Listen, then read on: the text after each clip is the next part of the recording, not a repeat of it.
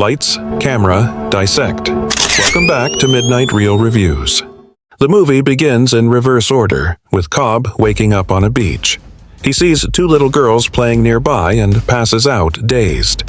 When Cobb wakes up again, he's been taken to a room. A wrinkled old Japanese man tells him that the spinning top he found on him feels strangely familiar. Suddenly, Cobb remembers something. This is where the story officially begins. It turns out Cobb is a dream thief, capable of entering others' dreams and stealing their deepest secrets. Saito, a top-tier billionaire, has many people trying to steal his business secrets through his dreams. Cobb offers his services to Saito, claiming he can help train Saito's subconscious to prevent his dreams from being invaded. But to work as a submarine, Saito must fully trust him, even more than he trusts his own family. This trust even surpasses that of family. But Saito has already seen through Cobb's trick. Now, he's within a dream, and suddenly, the room shakes, realizing his plan has been uncovered. Cobb decides to forcefully steal the secret, but just as he's about to succeed, Saito bursts in with a team, and one of them is a woman, his wife. She betrayed Cobb's operation, and they're both captured by Saito. But dying in a dream doesn't have any lasting consequences.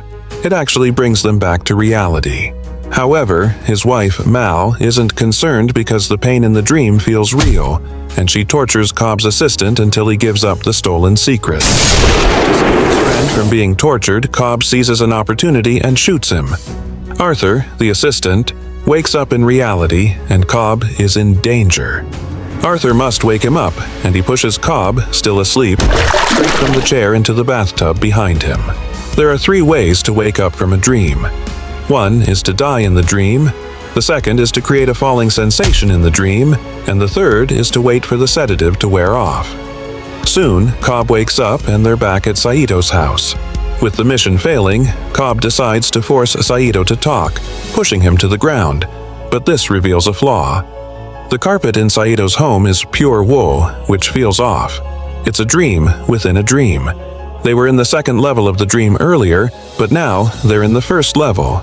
Cobb truly lives up to his reputation because the real world is on a train. He uses the drug to hypnotize Saito, and just as the effect is about to wear off, Cobb and his team rush to escape. The next morning, after their mission fails, they plan to escape by helicopter. However, Saito is already waiting, having set his sights on Cobb's dream-stealing ability. Saito wants Cobb to dismantle his competitor's company. The world's largest energy tycoon is about to die. His only son, Fisher, will inherit the fortune. Cobb needs to implant an idea in Fisher's mind, convincing him to abandon his inheritance. In exchange, Saito will clear Cobb's criminal record, something Cobb desperately wants. The deal is struck, and Cobb assembles a new team. Dream architect Ariadne designs the dreams. Because stealing secrets doesn't always require entering someone's dream. You can also pull them into your own. The target's subconscious will fill in the content, and the dream architect can create a safe vault, like a bank safe, where the target will store their most important secrets. Then, they can steal that information. But if the dream thief acts out of character, the target's subconscious will defend itself, killing the intruder and sending them back to reality. Information gatherer. Arthur collects all the target's details to make the dream seem real. Impersonator Eames can take on the identity ready, even if the target's closest opponent, disguise himself. Chemist uses hallucination, putting the target to sleep.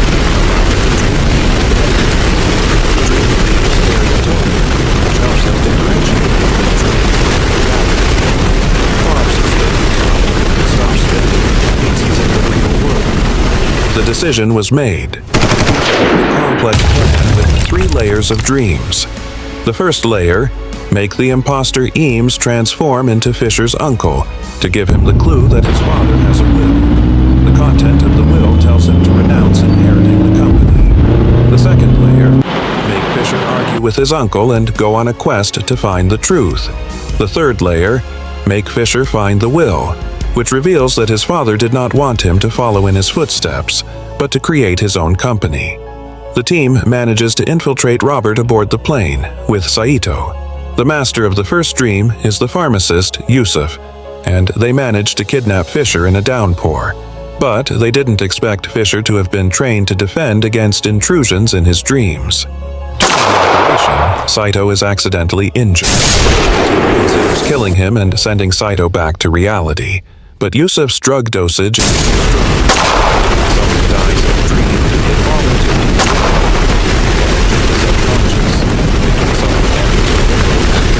making someone unable to distinguish reality from dream. They find themselves lost in Fisher's subconscious defense becomes stronger, and they must speed up to complete their mission. Despite Saito's injury, the imposter succeeds in deceiving Fisher. He implants the idea of moving a safe into his mind. They quickly enter the second layer of the dream. Since the Dream Master can't go deeper, Yusuf stays in the first layer. The master of the second layer is Arthur. Here, Cobb directly reveals to Fisher what's going on. The clue from the will in the first layer makes Fisher's subconscious believe that it's his uncle who has infiltrated his dreams. This creates the image of a bad uncle in his mind. Cobb explains that they can enter his uncle's dream to find the real will. In the third layer, the master of the dream is the imposter. To buy time, the imposter changes the buildings in the dream. The dream master can also help structure the dream. They arrive directly at the safe. But at the critical moment, Cobb's subconscious wife appears.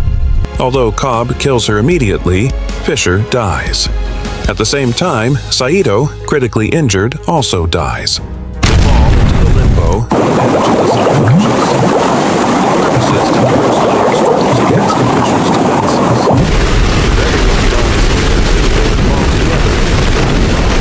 The only way to wake them up is to trigger a sensation of falling.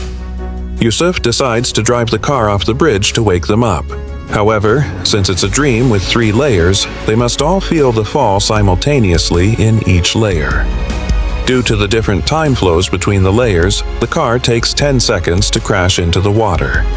10 seconds in the first layer equals 3 minutes in the second, and so on, leaving only an hour in the third layer. As the mission seems doomed to fail, they decide to take the risk of entering the fourth layer, the limbo. The limbo is a shared space belonging to no one. Cobb also reveals to Eames the story of his wife. He and his wife were once addicted to dreams. By descending endlessly into dreams, they ended up in the limbo. Cobb and his wife spent 50 years there. His wife gradually believed that the limbo was reality. This belief ultimately led to her death. When she returned to the limbo, she thought that it was real. This drove her to suicide. That's also why she interfered in Cobb's dreams. They find Cobb's wife in the limbo. It is confirmed that it was she who trapped Fisher here. Cobb tells Eames to quickly get Fisher out of the limbo.